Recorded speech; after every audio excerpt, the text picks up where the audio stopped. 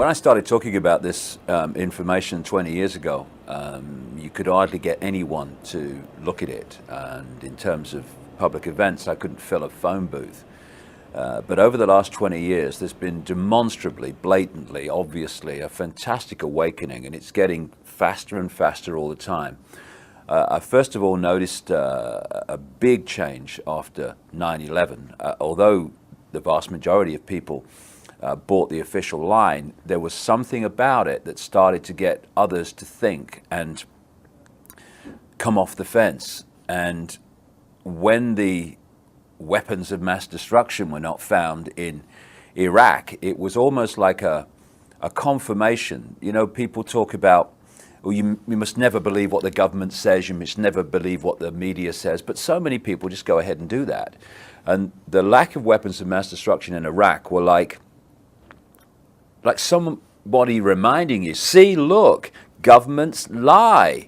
And after 2003 and all that, this awakening, this questioning of the world, this questioning of authority got more and more blatant. And as the police state and the Orwellian state is breaking the surface ever more obviously, it's getting more and more people to see the world in a way that they wouldn't have done before. And it's getting faster and faster, and it's a great time to be doing what we're doing, putting this information out, and it's very, very encouraging. The whole conspiracy is founded on keeping humanity in a very, very low level of perception about self, perception about the world. This is why we have the dumbing down of education. This is why we have the controlled so-called information that comes through the media.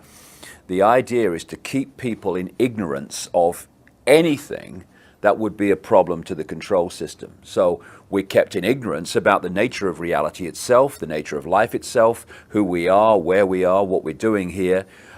We're kept in ignorance of the true forces that are manipulating behind the people we see in the public arena, like we had 8 years of Bush, who was blatantly just a figurehead signing his name on the legislation, and he's been replaced by Obama, who is another blatant figurehead doing the same, controlled by the same force, ultimately, that controlled Bush. Now, all these connections have to be kept from people so that we behave and perceive the world and everything in the way that suits the control system. So any awakening, any opening of the mind to see things that people didn't see before is a real big problem for the conspiracy, for the manipulators. And what we're seeing now, as more and more people are awakening, is almost a panic-stricken attempt to put the lid on this, to dumb people down.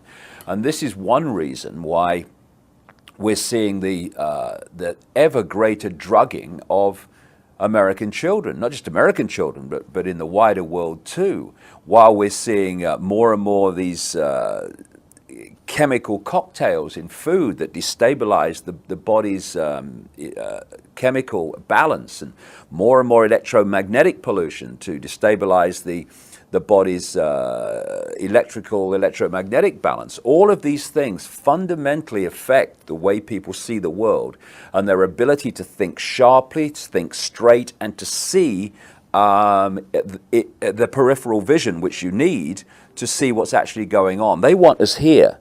And what an awakening mind does is start to do this. And when you do that, you start to connect dots that you can't actually see here. What we're looking at now is an irresistible force, I would suggest, which is the gathering awakening of humanity coming face to face with what thinks it's the immovable object, the conspiracy, but isn't, as we'll see, although it's going to take some years before that becomes obvious. And so we're at this fork in the road where people have to choose. Are they going to go on being controlled sheep and robots of the control system, or are they going to wake up and take the road to freedom? That's the fork in the road, and that's the choice that people are facing now and will face ever more blatantly in the next few years.